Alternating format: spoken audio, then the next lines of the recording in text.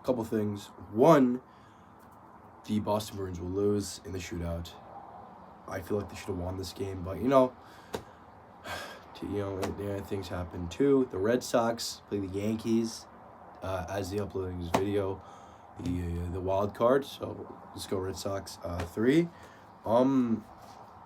Pasta and Swayman were back. All the regular guys are playing. All the guys you're probably gonna play in the NHL are gonna play or played. It was kind of a boring game, but there were parts where I thought it was very fun. First period, no scoring. Pretty good defensive period by both teams. Second period, no kids would open up scoring. Swayman, he has the puck, right? I remember, I'm pretty sure it was Andrew Raycroft on the broadcast was talking about how Swayman has to be more aggressive with the puck and play a little bit more. So Swayman, right, he's playing the puck, and then he throws it back. Flyers get it, and then no kids would score. It's kind of his fault. The Flyers scored, but not really. The Bruins there should have been someone behind the net to because Swayman was passing it behind him. He couldn't see. He was blind, right? So if he was passing it behind him, I'm pretty sure he was assuming that someone was there to pick it up, but no one was there, and the Flyers got it. After that, Sean Kuraly, welcome back to Beantown. He would score. Jeannot and Pastrnak were taking it up. Jeannot would pass it back to Pastrnak. Pastrnak gets it on net, and Kuraly's right there to tip it in.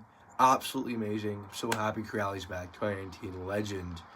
And then, in classic Bruins fashion,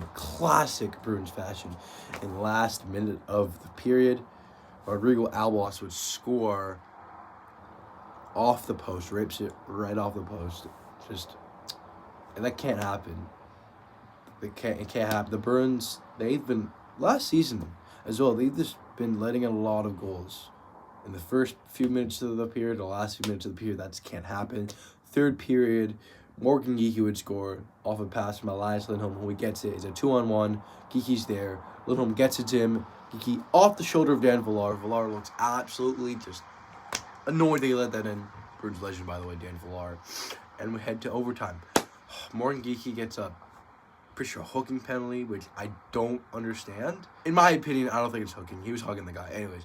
So the Bruins have a really nice kill. In overtime. Head to the shootout.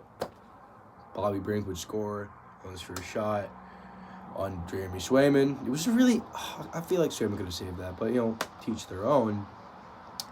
And then Bruins wouldn't score, Flyers wouldn't score, but the Flyers still win because Bobby Brink scored first. And the Bruins lose in the shootout. Player of the game. This is pretty hard for me to pick. I could have given it to Sean Kuraly or Morgan Geekie, but I want to give it to someone who, whose effort doesn't really get shown on the score sheet. I'm going to give it to Nikita Zadorov.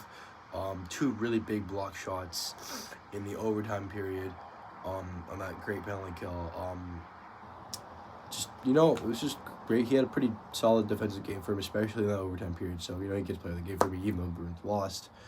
Even though the Bruins lost, I thought they were pretty good defensive efforts from a lot of people, as I said before, Nikita Zadorov, and as well as Tanner Jeannot and Hampus Lindholm and, Victor Arvidsson, the one guy I really want to talk about. Flyers set a break. He put on the Jets to stop it. The Jets. I feel like if anyone else was there, Flyers probably would have got a shot at it and scored. But, full speed, head of steam, just stopping it. It was amazing. Absolutely amazing. And people also forget that Hampus Lindholm, he's 6'4", but he can move. He's fast, too. And I think people forget that. I love Hampus Lindholm. He's probably my favorite Bruin right now, on the team currently. People forget that Hampus Lindholm is fast for his height. If you enjoyed this video, like, subscribe, all the good stuff. I'll see you guys later. Peace.